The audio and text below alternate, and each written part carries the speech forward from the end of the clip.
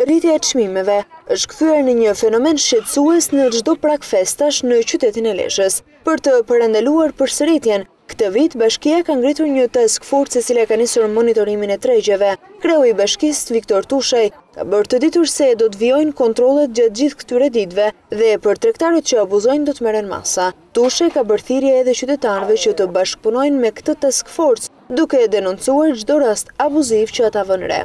Me këtë task force që kemi ngritur, jam i bindur që afrohemi shumë më afër qytetarëve, zbashku me qytetarët, të cilët i shohim si një partner i rëndësishëm në monitorimin e gjithë këtij procesi dhe besoj qytetarët lezhian do të ndjehen të kënaqur nga shërbimi që do t'i ofrohet nga tregtarët e ndryshëm, por edhe nga mënyra se si do të menaxhohet gjithë procesi nga Bashkia e Lezhës. Ligji është krejt i qartë në këtë pikë.